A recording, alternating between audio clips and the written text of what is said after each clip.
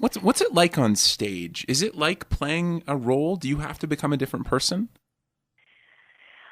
I mean, I think for a lot of people, but for Sarah and I think we always, I mean, because we started playing so young and we started playing before we probably should have ever even been on a stage. I think we just developed our own personalities on stage. In a sense, we just kind of learned how to be on stage while being on stage, and that sort of is our act in a strange way.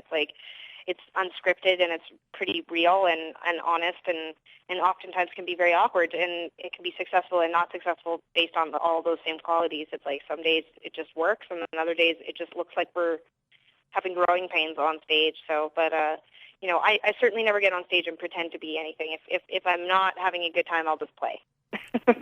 I mean, it's interesting that you mentioned the idea of honesty. Your mannerisms during a live performance are fascinating. Always eyes closed. Why is that? Yeah. Well, I mean, I think, up to a degree, I think what we see on stage is really different than what people imagine. So what I mostly see on stage is black, just darkness. It's like the lights shine down on your eyes in such a way that you aren't actually able to see the audience. So when you close your eye, when I close my eyes, I feel like it's much more interesting because I can imagine anything I want. And oftentimes that's what I do. Sometimes I imagine the show. Sometimes I imagine when I wrote the song. Sometimes I imagine what I wrote the song about and the actual incident that inspired it. And sometimes I just imagine what I'm going to eat after the show. It just varies. So, but yeah, when we're playing an in-store or playing somewhere that's really well lit, oftentimes I do make eye contact with people. But yeah, you can't really see anyone but the front row. And I feel like it'd be really awkward to just stare at them the whole time. I feel like they'd be like, okay, Tegan, close your eyes. Yeah, it may create some interesting back and forth. Yeah, it's very intimate, right? Eye contact's intimate, and I feel like I'm already being intimate. I feel like I'm exposing myself so much that I would feel very uncomfortable being more vulnerable than I already am. You have this ability to squeeze words as you sing. It's Mm-hmm. almost as if you put your guts into each syllable. Are you conscious of that? I mean, certainly, when I'm playing live, they're the words that I'm singing. The meaning behind the songs can oftentimes take on whole new, meanings, for lack of another word. I think that I'm oftentimes able to squeeze a lot of emotion out of my words because I'm experiencing the words and the emotion of the experience, the audience being there and singing along and me feeling that. So, certainly I know that our live performances, our vocals are much more passionate sometimes than even on recorded versions of songs. So, which can be good and bad. But yeah, I mean, I'm very aware of how intense and emotional it is on stage because every time I finish a song, I go through this whole uncomfortableness where I'm like, oh God, it feels so awkward to be there, basically on the verge of tears, getting through a song, and then you're anyway, and then this really funny thing happened, and that I suppose is just balancing that. I feel like it would be really weird to just be and here's another one, and here's another one, and here's another one. I feel like people would leave really fast.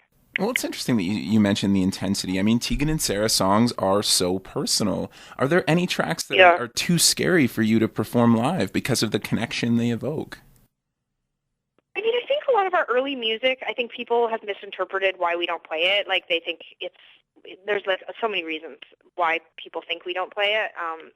Mostly for us, it's going so far back into your past. It drums up a lot of images and a lot of emotion and experience that I'm kind of past and done with. And so it's not that I can't play those songs. I mean, I love some of them. I mean, the reason why I still play Divided, which was the first song off our first record, released in '99, is because I still relate to it. It's a song about Sarah and I's struggle to get along and to be one entity, but be two people and have independence. And this is a theme I still can deal with daily and not feel like I'm in the past, whereas a lot of the songs from our earlier records were about certain relationships, and back then I wrote so specifically, and now I speak more generally, and I feel like that makes more sense to me. As a person, I think as my brain has developed, I've realized that, I have patterns, and so I need to be more general about my issues, and that I don't want to waste precious words and time on a record focusing too much on one idea. And so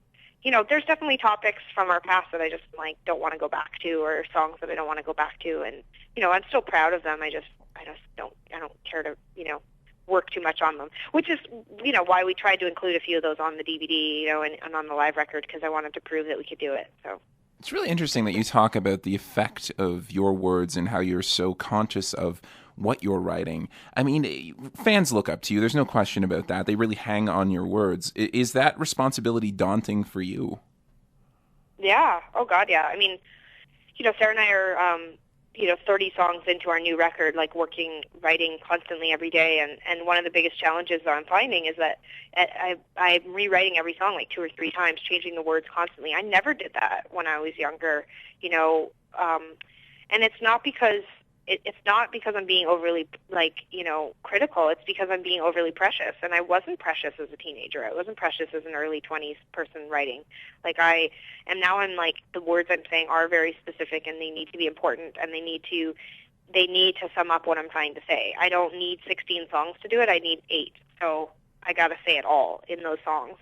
But I want to say it all without being too wordy. I want to show growth in that, I always use Bruce Springsteen's Greetings from Asbury Park, and then comparing it to, Ghost of Tom Joad. It's like he's saying just as much, if not more, but with half as many words. And this is something that I think I strive for, is how can I say, all the things that I've said before and more, but without saying so much. And with Sarah, I challenge her oftentimes to be more immediate. She says so much, but she does it in a very oftentimes a meandering kind of way, where, it's at the end of the song, it's then you get a punch to the face. And I'm punch him in the face in the chorus the first time, and get in there. So, we're really, really challenging ourselves right now to be more immediate and more intense, but in different ways. And I don't know where that responsibility came from. I don't feel like anyone's putting it on me, but certainly seeing how many people tattoo lyrics onto their bodies, and how many people, watching kids, watching these,